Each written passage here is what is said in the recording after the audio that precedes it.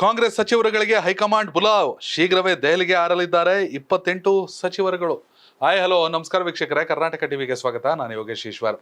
ರಾಜ್ಯ ಸರ್ಕಾರದಲ್ಲಿ, ರಾಜ್ಯ ಕಾಂಗ್ರೆಸ್ನಲ್ಲಿ ಎಲ್ಲವೂ ಸರಿ ಇಲ್ಲ ಅನ್ನೋದಕ್ಕೆ ಇದು ಸ್ಪಷ್ಟ ಉದಾಹರಣೆ.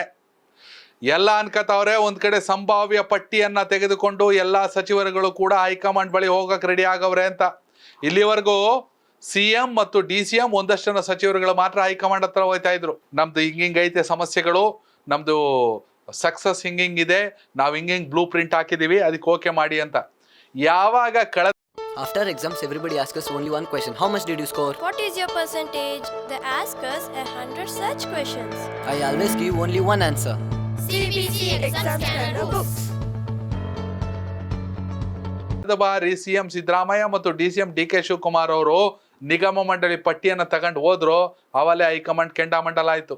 ಕಾರ್ಯಕರ್ತರು ಹೆಸರಿಲ್ದಿರೋ ಪಟ್ಟಿ ತಗೊಬಂದಿದ್ದೀರಾ, ಹೋಯ್ತಾರೆ ಆ ಕಡೆಗೆ ಅಂತ ಪಟ್ಟಿನ ಸೈಡಿಗೆ ಇಟ್ಬಿಟ್ರಂತೆ. ಕಾರ್ಯಕರ್ತರಿದ್ರೆ ಮಾತ್ರ ನಾವು ಬರೀ MLA ಹೆಸರು ಹಾಕ ಬಂದಿದ್ದೀರಾ, MLAಗಳ ಹೆಸರು ಯಾರಿಗೆ ಅಂತ ಕಾರ್ಯಕರ್ತರ ಹೆಸರು ತಗೊಬನ್ನಿ ಅಂದ್ರು. ಎಲ್ಲ ವಾಪಸ್ ಬಂದ್ಬಿಟ್ರು. ಅದಾದ ಬಳಿಕ ಮತ್ತೆ ಸಿದ್ದರಾಮಯ್ಯ ಅವರು DK ಶಿವಕುಮಾರ್ ಅವರು ಹೋದ್ರು ಲೋಕಸಭಾ ಚುನಾವಣೆಯ ಸಂಭಾವ್ಯ ಅಭ್ಯರ್ಥಿಗಳ ಬಗ್ಗೆ ವರದಿಯನ್ನ ನೀಡೋದಕ್ಕೆ. ಆದ್ರೆ ಇದೀಗ ಹೈಕಮಾಂಡ್ ಹೇಳಿರೋದು, ಯಾವ 28 ಜನ ಸಚಿವರಿಗೆ ಉಸ್ತುವಾರಿಯನ್ನು ಕೊಟ್ಟಿದ್ರು ಅವ್ರನ್ನೇ ಬರಕ್ ಹೇಳಿ. ಯಾವ್ಯಾವ ರೀತಿ ಅವ್ರು ರೆಡಿ ಮಾಡ್ಕೊಂಡವ್ರೆ, ಅವ್ರ ಬ್ಲೂ ಪ್ರಿಂಟ್ ಏನು, ಅವ್ರ ಪ್ಲಾನ್ ಎ ಏನು, ಪ್ಲಾನ್ B ಏನು, ಪ್ಲಾನ್ C ಏನು, BJP ಅವ್ರು ಯಾವ ಅಭ್ಯರ್ಥಿ ಹಾಕೋರು, ಇವ್ರ ಹತ್ರ ಯಾರು ಕಂಟೆಂಡರ್ ಸ್ಟ್ರಾಂಗು, ಎಲ್ಲ ಲಿಸ್ಟು ನನಗೆ ಬೇಕು, ಎಲ್ಲ ಲಿಸ್ಟು ತಗೊಬನ್ನಿ.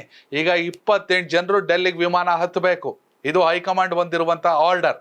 ಇದೇ 11ನೇ ತಾರೀಕು ಗುರುವಾರ ಹೆಚ್ಚು ಕಡಿಮೆ 28 ಸಚಿವರುಗಳು ಯಾರ್ಯಾರಿಗೆ ಎಲೆಕ್ಷನ್ ಉಸ್ತುವಾರಿ ಕೊಟ್ಟವರಲ್ಲ, ಆ ಎಲ್ಲಾ ಸಚಿವರುಗಳು ತಮ್ಮ ತಮ್ಮ ಕ್ಷೇತ್ರದ ಫಸ್ಟ್ ಅಭ್ಯರ್ಥಿ ಯಾರು, ಒಂದ್ ವೇಳೆ ಅವರಿಂದ ಪ್ಲಸ್ ಮೈನಸ್ ಇದ್ರೆ ಸೆಕೆಂಡ್ ಅಭ್ಯರ್ಥಿ ಯಾರು, ಎದುರಾಳಿ BJP ಅವರು ಅಥವಾ JDS ಅವರು ಇಂಥ ಅಭ್ಯರ್ಥಿನ ಹಾಕಿದ್ರೆ ನಿಜಕ್ಕೂ ಅಲ್ಲಿ ನಿಂತ್ಕೊಳ್ಳೋರು ಯಾರು,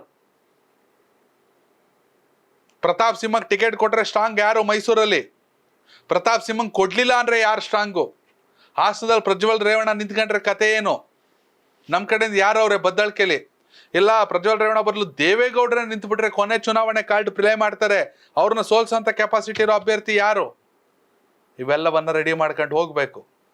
ಒಂದು ವೇಳೆ ಲೋಕಸಭೆ ಚುನಾವಣೆಯ ಬಳಿಕ ಈ ಸಚಿವರುಗಳಿಗೆ ತಮ್ಮ ತಮ್ಮ ಕ್ಷೇತ್ರದಲ್ಲಿ ಸೂಕ್ತ ರಿಸಲ್ಟ್ ಅನ್ನು ಕೊಡ್ಸಕ್ಕಾಗಿಲ್ಲ ಅಂದ್ರೆ ಸಚಿವ ಸ್ಥಾನದ ತಲೆದಂಡ ಆಗೋದು ಗ್ಯಾರಂಟಿ. ಹೀಗಾಗಿ ಕಾಂಗ್ರೆಸ್ ಹೈಕಮಾಂಡ್ ತುಂಬಾ ಸೀರಿಯಸ್ ಆಗಿದೆ.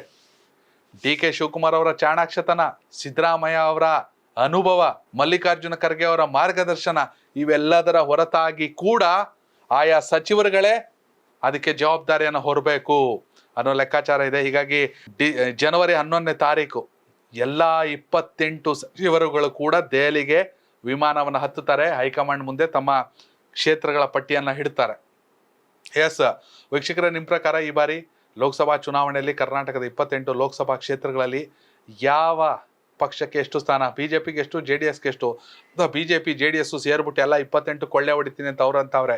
ಕಾಂಗ್ರೆಸ್ ಅವ್ರು ಮಿನಿಮಮ್ 20 ನಾವು ಗೆಲ್ತೀವಿ ಅಂತ ಅವ್ರೆ.